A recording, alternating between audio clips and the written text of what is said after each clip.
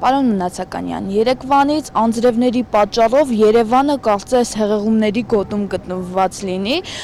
մեքենաներ են ջրասույզ եղել և փակվել են խողովակատարերը։ Ինչով է պայմանավորված այս ամենը, արդյոք մեր քաղաքը Երևանը պատրաստ չէ անձրևներին, ձյանը, միգուցե առաջին անգամ է անձրև գալիս և Երևանի քաղաքապետարանը կարծես թե ասում է պետք է 50 նոր խողովակատարեր կառուցեն, որպեսզի մեր քաղաքը պատրաստ լինի։ Այսքան ժամանակ ինչով են զբաղված եղել։ Գիտեք, սովորաբար քաղաքները ղեկավարում են տարբեր տիպի մարդիկ, այսինքն տարբեր տիպի ուժեր, կամ քաղաքական իշխանություններ, այսինքն քաղաքական ընտրություններ են, ոնց որ Հայաստանում, կամ մասնագետների կողմից է կառավարվում, կամ մենեջերների։ Ցավոք, այսօրվա Երևանը կառավարվում է քաղաքական նախասիրությունների, քաղաքական պայքարի արդյունքում եկած մարդկանց, որոնք կյանքը ցույց է տալի ոչ համապատասխան գիտելիքներ ունեն, ոչ փորձառություն եւ ամենակարևորը սրտացավություն Երևան քաղաքի հանդեպ։ Ես ուղղակի կուզենայի, որ սա մեր բոլոր լսողները, երևանցիները իմանան, որովհետեւ այդ գործակարգավարականում կամ կառավարությունում տենց ելույթ ունենալով եւ այլն, դա ուղղակի ոնց որ իրանք համար կամ իրանք Facebook-յան էջերի համար նախընտրական տարի է, փորձում են ինչ-որ մի ձև տենց տակից սիտուացիայից դուրս գալ։ Ինչ վերաբերում է օպերատիվ կառավարմանը, ձեր ասած հարցը ինքը շատ կոմունալ խնդիր է, որովհետեւ իսկ կոմունալ խնդիրները դրանք ընդհանրապես կոմունալ ծառայությունները յուրաքանչյուր քաղաքի ողնաշարային ամենակարևոր ծառայությունն են, այսինքն վարչությունն է, չգիտեմ, հետաբաբար բոլոր այդ մնացած, այսինքն դա կլինի արդեն վիոլան, դա կլինի հեծը եւ այլն են մնացած ձեր ասած հարցը, որ խնդիրը նա է, որ գիտեք, նստապարությունն է ինձ մոտ, որ ոնց որ ինչ որ փող է բերում, մեր կառավարությունը տվել է, ասենք, տարբեր մարդկանց, էլի նույն Գազպրոմին, նույն Վիոլային, ամենայն հարգանքով, նույն հեծին եւ մնացածին։ Ինչ որ փող է տանելու պետությունից եւ քաղաքային բյուջեից, ոնց որ հասարակական տրանսպորտը, չգիտեմ, աղբանությունը մենք վերցրեցինք մեր վրա, որը շատ մեծ արդեն ստրատեգիական սխալ դառավ Երևանի համար։ Հիմա Վիոլան ինքը աշխարհի լավագույն կազմակերպություններից է համապատասխան մեծ փորձով, որտեղ մենակ գիտահետազոտական բլոկը իրանց, այդ Ֆրանսիայում գտնվում է, մի քանի 100 միլիոն եվրո են տարեկան ծախսում հետազոտություններ, նույն ջրահեռացման, կանալիզացիաների եւ այլն տարբեր բաներով։ Հարցը ստեղ վատ կառավարման մեջ է, մանե ջան, դուք հասկանում եք, մենք դեռ 8 տարի առաջ փորձում էինք բերել ստեղ որն է վատ կառավարումը, որ մեր այն ինչ որ մեզ մնացել է դեռ սովետական միության ժամանակվանից, հավատացեք, բավականացնող շատ լավն է, շատ հետաքրքիր է։ Իհարկե, ինչի ենք մենք հենց ստեղ ուզեցա այս ինտերվյուն լինի, որ դուք տեսնեք այս ճարտարապետությունը, այս քաղաքաշինական մասը ինչքան աղավաղվել, որովհետև երբևէ վերջին 30 տարվա մեջ եւ հատկապես այս 8 տարվա մեջ մեզ մոտ ճարտարապետությունը եւ քաղաքաշինությունը կտրվել է սոցիալական ինժեներիայից։ Այսինքն, եթե դու հասկանում ես, որ ստեղ պետք է լինեն տասնյակ ռեստորաններ, դա նշանակում է բերելու է այդ պարկինգներ, դա նշանակում է ռեստորանի, այսինքն ծախսերը, որտեվ ռեստորանի խնդիրները, որտեվ ոնց բացատրեմ, օրինակ ռեստորանը միշտ կմտածեն շատ երևանցիները, բայց իրական շատ կապված հատկապես կենտրոնի դեպքում, որտեղ նախ կենտրոնի ֆոնդը ամենահինն է, թե խողովակների, չէ, չուգունի եւ այլն, բայց Երևանում կենտրոնացած են կենտրոնում ամենաշատ ռեստորաններ, այսինքն ձեթը, ճաշը, բնակարանները, իսկ դրանք բնականաբար այդ սխալ կազմակերպում նեղացնում է, չէ, մեր ասենք տրամագիծը ծիծաղալու բան, նույն ամենաշատ մեքենայի մոյկաներն են, որ համոզված են նույն քաղաքապետարանը տիրություն չի անում այդ մոյկաների սլիվերը կանալ, որտեղ գնում է ավազ եւ ամբողջ։ Ես ընդհանրապես մի երկու օրինակ կարանք ասենք մի 10 րոպեվա մեջ մի քանի տարբեր օրինակներ բերել։ Այսինքն քաղաքապետան ոչ թե պետք է ընդհանրապես դիսպեչերականների եւ մակարդակի կամ կառավարության նիստի այդ հարցը բարձրաձայնի, այլ 24 ժամվա ռեժիմով զբաղվի այդ խնդրով։ Նայեք, ես բերեցի տան ճաշի լցնելու, որ Երևանում կանայք լցնում են, միջև ռեստորանի այդ ձեթը խառնելը, որտեղ նորմալ սա զարգացած երկրներում անգամ այդ ձեթը հատուկ գալիս են կազմակերպություններ իբր թե Երևանում էլ է տենց, բայց մենք բոլորս հասկանում ենք, որ դա տենց է։ Այսինքն մեզ հասել է լավ Երևան 90-ականներին, մեզ հասել է գրագետ կանալիզացիայով, հեղատարներով, անձրևանոցներով, ուրիշ բան, որ չեն կարողանում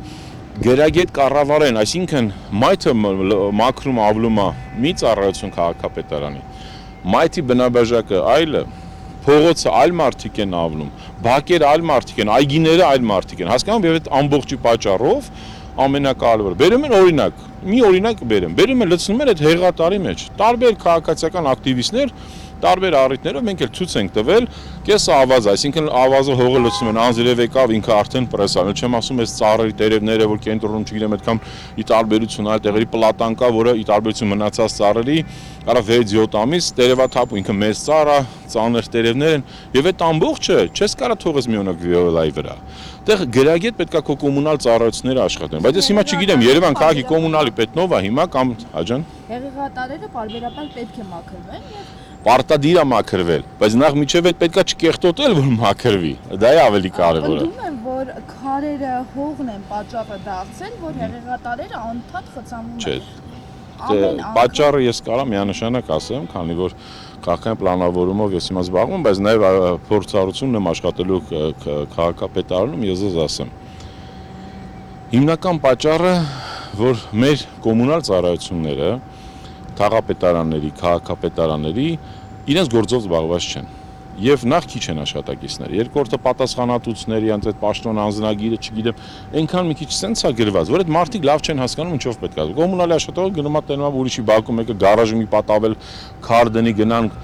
ակտ գրեն կամ բան, այսինքն բայց այդ մարդիկ էլ մասնագետ չեն։ Օրինակ ես չգիտեմ, կենտրոնի թաղապետարանում կլինի այլ վարչական քաղաքապետարան, ովքեր են կոմունալի աշխատողներ, ովքեր են ղեկավարները։ Այսինքն Երևանի ամենակարևոր վարչության պետերը վերցնենք կոմունալը, վերցնենք տրանսպորտը, չգիտեմ, տարբեր որ պետք է այդ պրոֆիլային անեն, այդ մարդիկ փորձառություն չունեն։ Այդ մարդիկ, ես չգիտեմ, այսինքն 3 տարի առաջ այդ մարդիկ չենք իմանում, մեկը բանկում աշխատե, մեկը, չգիտեմ,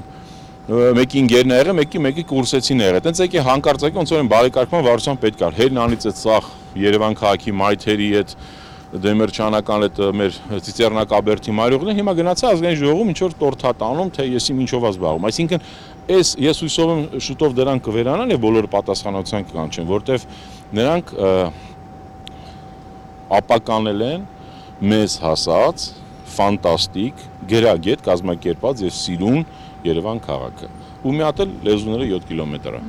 Գյուղացին գիտի, որ պիտի անի, գյուղապետը գիտի, որ դա պիտի անի, որպեսզի գյուղը չհայտնվի ծանր վիճակում, այսինքն Երևանյան իշխանությունը չի հասկանում։ Միշտ Հայաստանի Հանրապետության թե խորհրդային ժամանակներում, թե դրանից առաջ եւ թե հիմա տարբերվել է, այսինքն գյուղը միշտ եղել է համայնք։ Երևանի ամենամեծ խնդիրը, որ Երևանը չի դառնում համայնք, հասկանում եք, այսինքն անգամ վարչական շրջանները չեն դառնում։ Որ դու ասում ես օրինակ կենտրոն վարչական շրջան, դա մի քիչ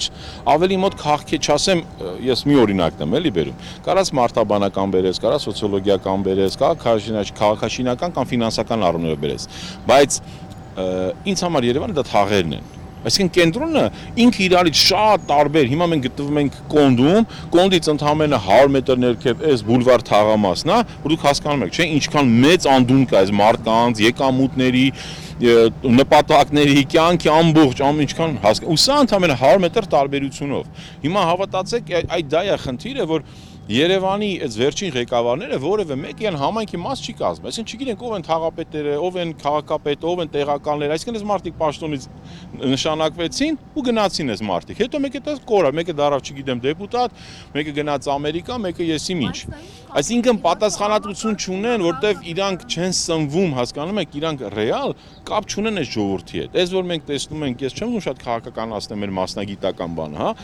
Բայց օրինակ այս ուրախ ավտոբուս բան, այս ամբողջի նպատակը ո՞րն է, օրինակ ուզում են ցույց տան, օրինակ ժողովրդից ծոցից են շփվում, բայց դա տենց չի, ես հավատացնում եմ, որովհետև ամենակարճ օրինակը Երևանի քաղաքապետը ղեկավարում է եւ տնօրինում է կամ համակարգում է 10 անգամ ավելի շատ գույք, մարդկային ռեսուրս, ֆինանսներ, կարևորություն, քան 5 նախարար իրար հետ վերցրած։ Բայց երբևէ մեկը տեսել է Երևանի քաղաքապետարան ազգային ժողովի օրինակ հարց ու պատասխանի, չէ՞։ Հասկանում եք, իրանք շփվում են իրանք հարմար ինչ որ տենց ձևական ֆորմատներով, պարոն մեծարգո, պարոն վարչապետ, հեսա նորագյուղը սենց, յանի սաղ թամամ են դզել են, կարգի են բերել, հաջողություններ են, անցնում են մյուս պրոյեկտը։ Յանի աջափնյակ արել են մի հատ են ընդդից ասում է շրջանաձև կանենք մետրոն եւ այլն։ Բայց որ ասում եք անձրևներ ինչ է որ առաջ լինում է կամ հիմա 3-4 օր գա։ Նայեք կա տես ստանդարտ աշխարհում ամեն քաղաք ունի իր պոտենցիալը եւ իր ոնց որ զապասը չափի։ Գիտեն ասենք օրինակ քանի սանտիմետր ջուրը, նու նկատում եմ ինչքան լավ, քանի օր անձրև կգա, որ դարատ անձրև կգա, որ ժամին կգա, որ սեզոնին կգա։ Երևանը այդ հետազոտությունը չունի։ Դա իրականում պետք է անել նաև այդ բանի հետ, MÇS-ի հետ։ Բնականաբար ոչ իրանք ունեն, ոչ քաղաքապետարան ունի, ոչ տարածքային ունի, ոչ մեկ ունի, ոչ մյուսը։ Ես լսել եմ, ինչ որ քաղաքաշինության կոմիտեն զբաղվում է դրանով, բայց նոր։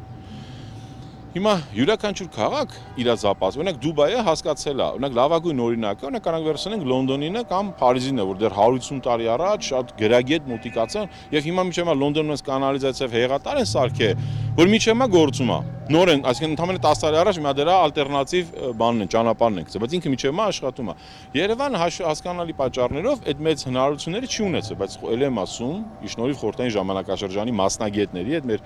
ինժեներների, կոնստրուկտորների, քաղաքաշի նվիրյալ մարդկանց մենք ունենք, բայց որն է խնդիրը, այսինքն հատկապես Երևանում ինքը ավելի հեշտ է տարբերություն Դուբայի, օրինակ Դուբայը ինքը ասել է չեմ անելու այդքան ծախս, թո 10 տարին մեկ անձրև գա,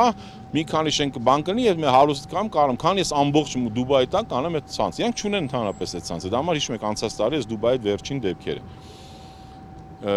Երևանը հաշվի առնելով որ ինքը ռելիեֆային այնպես գոտում է, որ այդ հարցը բնականություն արդեն լուծել է, դա շատ ման պետք չի անել։ Բայց հիմա եկեք թե նույն վերցնենք, հիմա մենք Սայրանի փողոցում կամ ասենք Բաղրամյանից Դեմերչանով, Պրոշյան, Պարոնյանով պիտի իջնի, չէ՞։ Այդ հատվածում նայեք արդեն քանած շենք են տվել։ Այսինքն այդ Պարոնյան, այդ թեքված մասը այդ սկորի 20 հարգանի շենքի թույլտվություն են տվել։